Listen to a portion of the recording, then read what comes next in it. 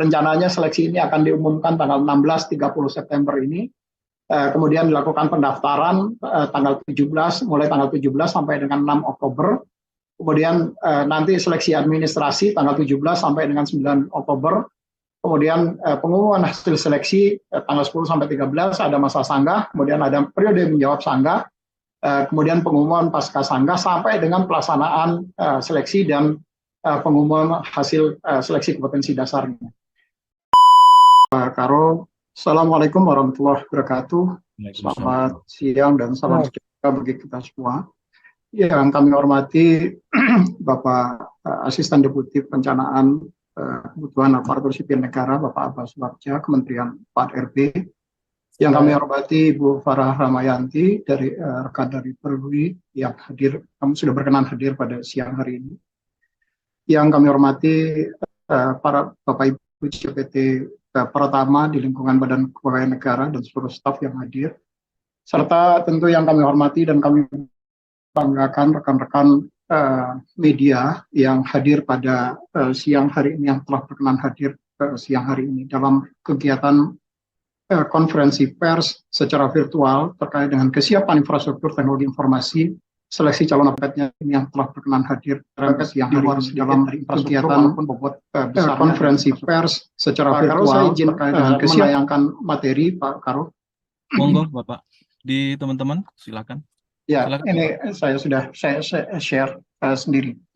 Rekan-rekan wartawan yang saya hormati, Bapak Bu peserta konferensi pers yang hadir pada siang hari ini. Kalau saya ingin menegaskan sedikit apa yang tadi sudah disampaikan oleh Pak Asisten Deputi SDM Aparatur terkait dengan dasar hukum kebijakan pengadaan aparatur sipil negara. Kalau kita runut dari besarannya, tentu rujukan utamanya adalah Undang-Undang tentang Aparatur Sipil Negara. Berikut peraturan turunannya, baik itu kalau mengatur tentang pegawai negeri sipil, itu diatur di dalam PP 11 2017, dan kalau terkait dengan pegawai pemerintah dengan perjanjian kerja, itu diatur di dalam PP 49 tahun 2018. Pasal-pasal yang mengatur tentang pengadaan ini sangat lengkap di dalam kedua peraturan turunan di dalam peraturan perundang-undangan ini. Kalau terkait dengan manajemen P3K misalnya diatur mulai dari pasal 6 sampai dengan pasal 28, mulai dari bagaimana ketentuan umum terkait dengan proses pengadaan pegawai pemerintah dengan perjanjian kerja, kemudian masuk dalam tahapan perencanaan, diumumkan lowongan seleksinya, kemudian ada mekanisme pelamaran, kemudian mengikuti seleksi, dan tentu pengumuman akhir serta penetapan nomor induk pegawainya. Nah, kemudian secara teknis pengaturan pengadaan ini diatur di dalam setiap tahunnya diatur dengan peraturan Menteri PAN RB. Mulai dari peraturan 14 2023 terkait dengan pengadaan 2023 ini, kemudian ada keputusan Menteri PAN RB 648 sampai dengan 651 terkait dengan yang 651 terkait dengan nilai ambang batas apabila seseorang kemudian dinyatakan melewati nilai ambang batas atau dia tidak melewati nilai ambang batas. Nah, secara umum arah kebijakan sudah disampaikan tadi oleh Pak Asisten Deputi, fokusnya utamanya adalah untuk guru dan tenaga kesehatan, terutama ini yang nanti akan mengikuti pengadaan dengan skema positive growth, artinya jumlah yang memasuki usia pensiun itu jauh lebih kecil dibandingkan dengan jumlah yang diterima, khusus untuk tenaga guru dan tenaga kesehatan. Demikian juga tadi untuk beberapa jabatan strategis lainnya seperti dosen yang selama ini kita merasa ada moratorium terkait dengan penerimaan dosen, itu di tahun ini kemudian diberikan pengadaannya. Dan tentu juga memberikan kesempatan untuk rekrutmen talenta terbaik, terutama di digital dan data science yang lebih terukur, serta pengadaan ini juga tentu sejalan dengan konsekuensi dari transformasi digital yang sekarang sedang digencar-gencarnya diterapkan oleh pemerintah. Maka tentu jabatan-jabatan yang akan terdampak dari transformasi digital ini kemudian diterapkan konsep atau kebijakan negative growth. Artinya jumlah yang pensiun itu jauh lebih besar dibandingkan jumlah yang kita rekrut. Itu adalah negative growth. Jadi yang kita terima itu jauh lebih sedikit dibandingkan dengan yang pensiun, karena sebagian pekerjaan-pekerjaan mereka kemudian sudah bisa digantikan dengan teknologi informasi dan komunikasi. Ini adalah gambaran formasi 2023 yang kemarin telah disampaikan oleh Pak Menteri PAN RB. Tentu teman-teman wartawan sudah menerima informasi ini dengan baik. Instansi pusat ada formasi penerimaan untuk CPNS dan P3K. Jumlah instansi yang mendapatkan formasi sebanyak 72 kementerian lembaga, dan instansi daerah dengan jumlah formasinya 78.862 formasi. Sementara instansi daerah itu sebanyak 893.437 formasi yang tersebar di 33 provinsi dan 491 pemerintah kabupaten kota. Formasi ini bisa saja sekarang akan berpotensi berkurang. Kenapa? Karena ada kebijakan optimalisasi yang sudah dituangkan oleh Bapak Menteri PAN RB nomor 571 terkait dengan penerimaan pegawai pemerintah dengan perjanjian kerja jabatan fungsional teknis yang tahun 2022 dilakukan optimalisasi sehingga tingkat kelulusannya menjadi lebih besar, dan sekarang instansi diberikan kelonggaran apakah akan mengurangi formasi karena sudah terpenuhi dari formasi kegiatan penerimaan 2022 yang lalu. Berapa nanti hasil akhir formasinya, masing-masing instansi baik akan menyampaikan kepada Kementerian PAN RB yang ditembuskan kepada BKN untuk menentukan berapa besaran formasi yang nanti akan ditetapkan formasi akhir. Maksudnya formasi akhir ini kemudian penetapannya direvisi melalui sistem seleksi calon aparatur sipil negara. Jadi melalui teknologi yang sudah disiapkan oleh teman-teman di Badan Kepegawaian Negara. Saya ingin melakukan evaluasi terkait dengan bagaimana seleksi dukungan infrastruktur terkait dengan seleksi 2022 yang lalu. Dari pemantauan kami, user yang melakukan akses terhadap teknologi sistem seleksi aparatur sipil negara ini sebanyak 4.797.281 orang.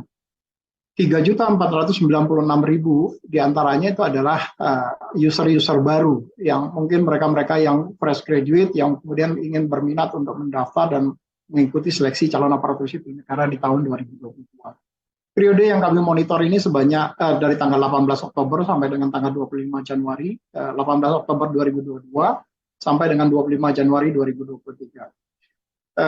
Session yang mereka buka itu sebanyak 21 juta session dengan page view-nya sebanyak 63.465. Dugaan kami tahun ini akan meningkat lebih besar. Kenapa? Karena tahun ini formasi yang dibuka ada, kalau tahun lalu itu formasinya hanya untuk P3K, tetapi tahun ini ada untuk CPNS dan P3K dengan jumlah formasi yang lebih besar dibandingkan tahun lalu.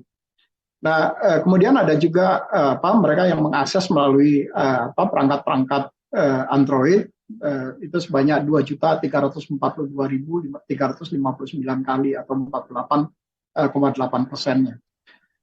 Dan secara sebaran demografi, sebagian besar dari mereka itu mengakses dari wilayah Jakarta, kemudian Surabaya, kemudian ada Makassar, Semarang, Bandung, Pekanbaru, dan sisanya adalah wilayah-wilayah lainnya di Indonesia. Dengan jumlah sebaran 12%-nya itu dari Jakarta sebanyak 776.886 user, kemudian Surabaya 452 user, 452.000 user, kemudian Makassar dan seterusnya 356.000 user. Nah, bagaimana dukungan infrastruktur dan keamanan teknologi informasi untuk seleksi 2023? BKN telah menyediakan server dan storage, termasuk jaringan komunikasi data dengan dukungan teman-teman dari Badan Akselerasi Aksesibilitas Teknologi Informasi Kementerian Kominfo, kemudian terkait dengan keamanan teknologi informasi dan SOP yang juga sudah disiapkan dalam teknologi. Untuk dukungan jaringan komunikasi dan teknologi, tentu BKN bekerjasama dengan Badan Aksesibilitas Telekomunikasi dan Teknologi Bakti Kominfo, terutama di dalam penyediaan jaringan komunikasi data penyelenggaraan seleksi ini. Kemudian juga bekerja sama dengan Badan Cyber dan Sandi Negara dalam hal melakukan monitoring infrastruktur dan keamanan teknologi informasi, seperti mulai dari penggunaan resources di servernya, apakah terjadi potensi bottleneck atau tidak, kemudian penggunaan bandwidth untuk jaringan komunikasinya, termasuk juga mencatat seluruh log akses terhadap sistem.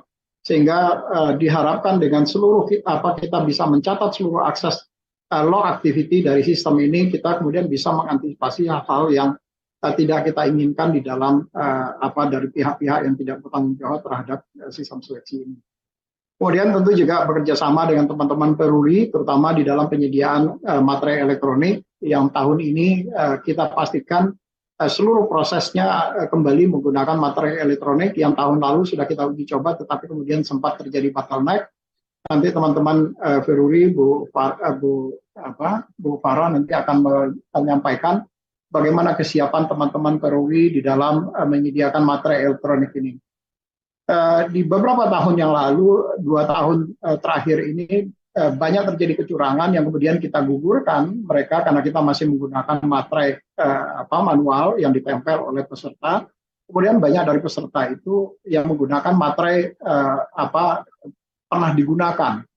Nah, BKN dengan bantuan teman-teman di Peruri waktu itu mencoba melakukan scanning mana saja materai-materai yang reusable yang sudah digunakan kemudian digunakan lagi oleh para peserta tadi karena tidak mau mengeluarkan biaya materai sebesar 10.000 di dalam beberapa dokumen yang dipersyaratkan harus menggunakan materai.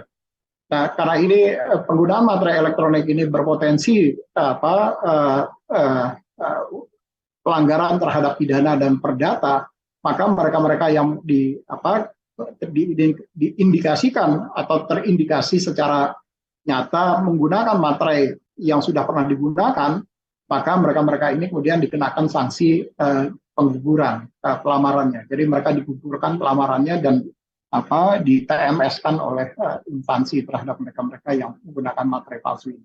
Nah, untuk mengantisipasi itu, tahun ini kami menggunakan materai elektronik yang nanti akan dikoordinasikan oleh teman-teman di Peruri, sehingga tentu juga sekaligus nanti potensi terkait dengan penyalahgunaan materai tadi akan menjadi lebih kecil dan tentu sekaligus juga memberikan dampak masukan terhadap kas negara yang kita harapkan. Dan yang paling besar yang kita harapkan dampaknya adalah potensi penyalahgunaan materai yang telah digunakan atau potensi pelanggaran terhadap undang-undang bea materai itu bisa kita tekan lebih besar lagi.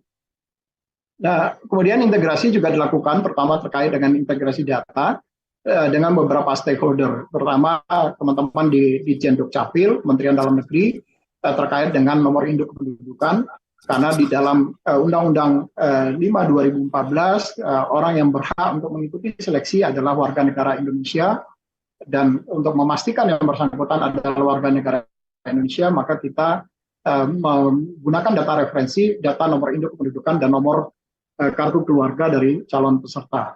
Yang kedua, kita berkoordinasi dengan teman-teman di Kementerian Pendidikan dan Kebudayaan serta Pendidikan Tinggi, terutama terkait dengan data-data guru dan data dengan teman-teman di Kementerian Kesehatan, terutama terkait dengan data-data tenaga kesehatan yang tercatat di dalam sistem informasi sumber daya manusia kesehatan yang dikelola oleh teman-teman di Kementerian Kesehatan. Serta tadi dengan Peruri terkait dengan implementasi materai. Ini monitoring infrastruktur yang di 2022 yang kami lakukan, bagaimana pemanfaatannya, kemudian termasuk pemanfaatan storage, baik itu inbound maupun outbound-nya. Kalau terjadi potensi sudah mendekati maksimum usage, maka kemudian sistem automatically di-up kapasitasnya. Dan kami juga melakukan kerjasama dengan teman-teman di Badan Cyber dan Sandi Negara, terutama terkait dengan infrastructure security monitoring, kemudian pelaksanaan IT security assessment, termasuk juga menggunakan sistem enkripsi yang disediakan oleh teman-teman di Badan Cyber dan Sandi Negara, dan security hardening terhadap sistem-sistem yang digunakan. Termasuk juga kami bekerja sama dalam konteks pengelolaan insiden keamanan melalui BKN CISER, Computer Security Incident Response Teams, bersama-sama dengan teman-teman di Badan Cyber dan Sandi Negara. Dan terakhir tentu saja menyempurnakan beberapa regulasi terkait dengan keamanan dan SOP pengamanan soal bersama dengan teman-teman di Panselnas. Titik lokasi yang direncanakan untuk pelaksanaan seleksi ada sekitar 270 titik lokasi di dalam negeri, baik itu 36 titik lokasi di BKN, baik itu termasuk BKN pusat, kemudian ada 47 titik lokasi mandiri BKN yang kami rencanakan, dan ada 187 titik lokasi mandiri instansi. Tahun ini juga nanti kami tentu akan melihat perkembangan apakah ada pelamar yang pada saat nanti pelaksanaan seleksi mereka berada di luar negeri. Nah, kami sudah rapat koordinasi dengan teman-teman di Kementerian Luar Negeri untuk memohon bantuan dari teman-teman di Kementerian Luar Negeri, terutama teman-teman di KBRI dan KJRI, untuk bisa memfasilitasi masyarakat Indonesia yang ada di luar negeri yang berminat untuk menjadi aparatur sipil negara. Kecuali beberapa negara yang memang sekarang sedang terjadi konflik dan kita tidak ada hubungan diplomatik, seperti Sudan, Ukraina misalnya, itu ada sedang terjadi konflik, tetapi dengan Korea Selatan kita tidak ada hubungan diplomatik. Jadi 3 negara ini kemudian tidak bisa difasilitasi karena memang KBRI kita sementara juga tutup di 3 negara ini. Di 2 negara dan 1 negara kita tidak memiliki. Tetapi walaupun kita tidak memiliki KBRI ataupun KJRI, satu negara misalnya seperti Taiwan, kita kemarin juga memfasilitasi tetapi melalui Kamar Dagang Ekonomi Indonesia. Jadi KDI Indonesia yang ada di Taiwan memfasilitasi warga negara Indonesia yang berada di Taiwan yang mereka kemudian ingin mengikuti seleksi calon aparatur sipil negara ini. Jadwal pelaksanaan seleksi tadi sudah disampaikan oleh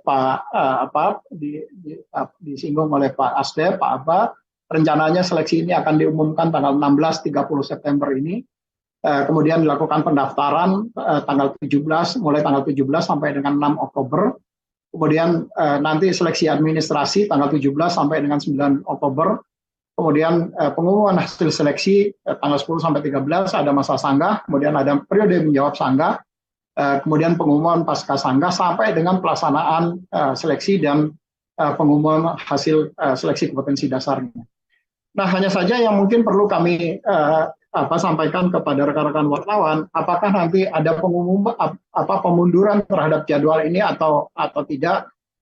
Ini masih bergerak karena saat ini masih berlangsung proses verifikasi dan validasi formasi oleh teman-teman di instansi.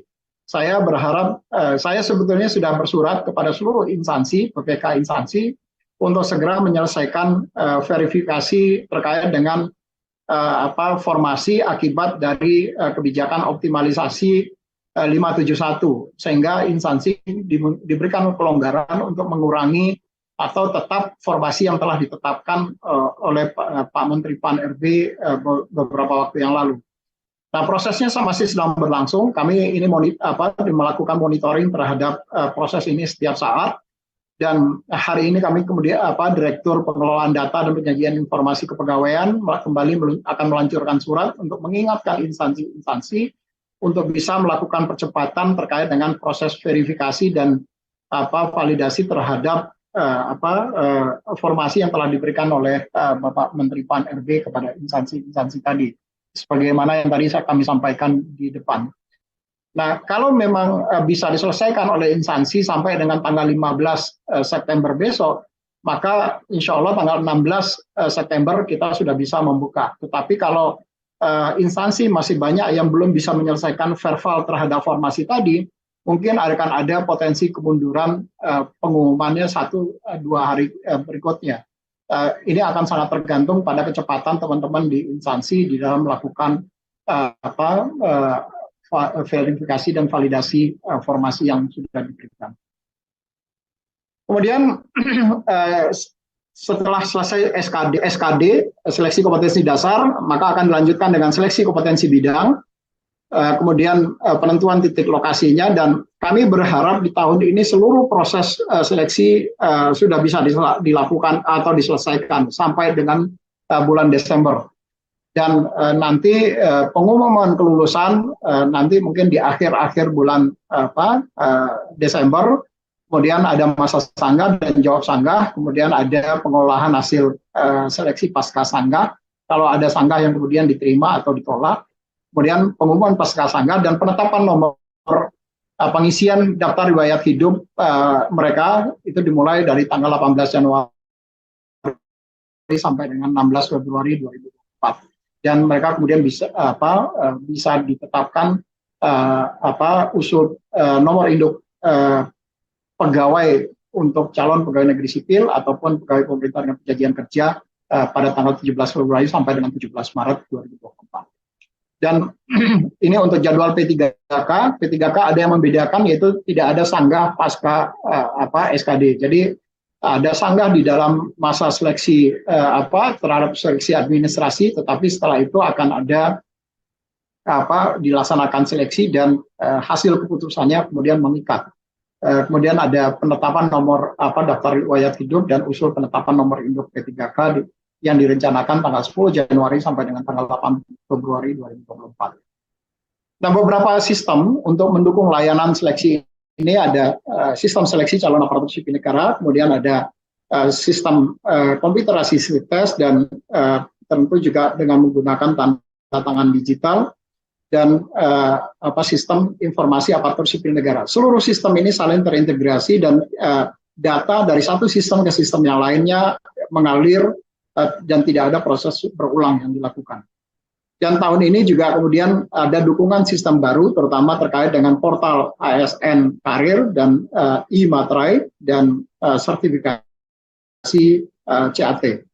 Ini adalah bentuk portal ASN Karir, di mana nanti portal ini akan menginformasikan kepada seluruh calon ASN terkait dengan misalnya uraian jabatan yang akan terkait dengan formasi, kemudian keahlian spesifik yang diharapkan dan persyaratan administrasi serta persyaratan khusus dari jabatan tadi itu akan diinformasikan di dalam portal ASN Karir. Sehingga seseorang yang akan menjadi calon aparatur sipil negara bisa memahami uraian dari jabatan yang mereka lamar. Termasuk juga perkiraan penghasilan yang akan mereka peroleh kalau mereka kemudian menduduki jabatan itu. Selanjutnya e-Materai, nanti saya berharap teman-teman dari Peruri akan menyampaikan lebih detail bagaimana link antara dari pemanfaatan e-Materai ini dengan sistem seleksi calon aparatur sipil negara, di mana mereka calon peserta ini kemudian membuat akun, kemudian akun ini diintegrasikan dengan e-Materai, mereka kemudian mengunggah e-Materainya di dalam dokumen persyaratan yang memang dipersyaratkan harus ada e-Materainya, kemudian mereka melakukan pembelian di dalam dokumennya materai melalui SSCASN dan mereka kemudian bisa mengikuti. Ada dua dokumen paling tidak yang harus ada materainya. Pertama surat pernyataan dari instansi dan yang kedua adalah surat lamaran dari calon peserta ini. Mereka harus menggunakan materai 10.000. Dan ini adalah bentuk sertifikasi digital yang sekarang sudah diatur di dalam keputusan Menteri PAN-RB nomor 651, di mana hasil SKD-nya akan diterbitkan dalam bentuk sertifikat dan berlaku sampai dengan seleksi pengadaan PNS 1 periode berikutnya. Hanya saja kalau nanti peserta tersebut kemudian mengikuti seleksi lagi pada periode berikutnya di dalam Diktum ke-10 Kemenpan 651, maka nilai SKD yang digunakan adalah nilai SKD yang terbaru dan nilai SKD yang sebelumnya itu dinyatakan tidak berlaku. Dan mereka kemudian bisa melakukan pengecekan bagaimana cara menggunakan sertifikat CAT-nya dengan memasukkan nomor induk kependudukan dan nomor peserta dan kemudian bisa diunduh atau di hasil seleksinya. Dan mereka juga kemudian bisa melakukan validasi apakah sertifikasinya valid atau tidak. Sistem validasi ini kemudian kami simpan di dalam ke Badan Cyber dan Sandi Negara, khususnya Badan Sertifikasi Elektronik BSSN. Mungkin itu Pak Karo yang beberapa hal yang dapat saya sampaikan terkait dengan kesiapan infrastruktur di dalam seleksi calon aparatur sipil negara 2023 ini.